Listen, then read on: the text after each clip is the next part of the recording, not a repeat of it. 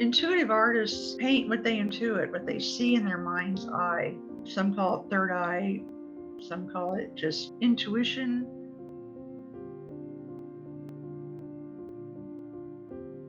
It was May 1984. I was driving on my way to work, and out of nowhere, this vision of angels appeared to me. It didn't frighten me.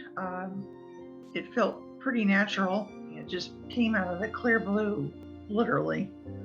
And it spoke to me. The vision spoke to me and said, "You must paint what you're seeing." It just was one of those things that just happened, and I can't tell you how it happened and why it happened. It just did. After the first piece came, I started to do automatic writing about prophecy. I don't even know how to describe it. Didn't understand what I wrote. Back then we had typewriters, so I scrolled it up out of the typewriter and stared at it, literally.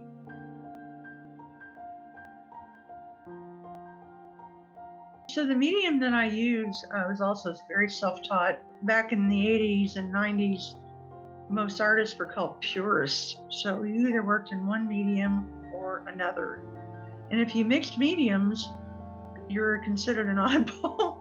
But I had a tendency to break the rules. I went ahead and did what felt natural for me.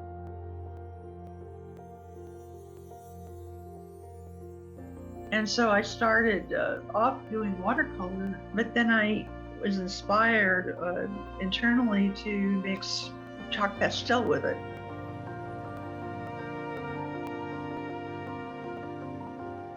You know, I tell people that you don't necessarily have to be an intuitive artist to create. Every day you're creating something, getting up to do anything to help another person go to work. You're creating your own reality. How you trust your gut, how you create without boundaries is who you are.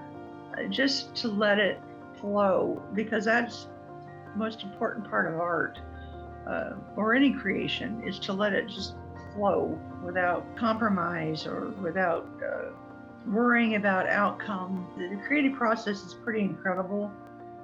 When you look around you, you look at everything around you. Everything was first created from a thought. And that in itself is pretty amazing. So as far as Louise Hay, I met her in 1991 face to face. And long story short, she ended up inviting me to her home in San Diego. And she wanted to buy one of my paintings. And she asked if I could teach her how to paint art, paint in watercolor. And I said, sure, I'd be happy to do that. Became very good friends. And, you know, and I remember Louise being as vulnerable as any of us are. You know, she learning how to create and let go and not control anything other than just letting it happen. And she became an extremely fine artist, truly. So I was very honored to work with her for as long as I did. And then she published my book in 1995. Yeah, I'll never forget, October 1995. It's when Angel book came out. So that was quite an honor and a joy and a great honor to Spirit. The Ascension School of Spirituality is an amazing place to study, learn, grow, to be who you are authentically. I hope you'll join me and learn about your intuitive structure, your own internal beliefs, your own creativity, just to be authentically who you are in a very safe place. I do hope you'll join me in classes, seminars, lectures. It's a very fun process. It's not like, okay, fasten my safety belt, I gotta get ready for this.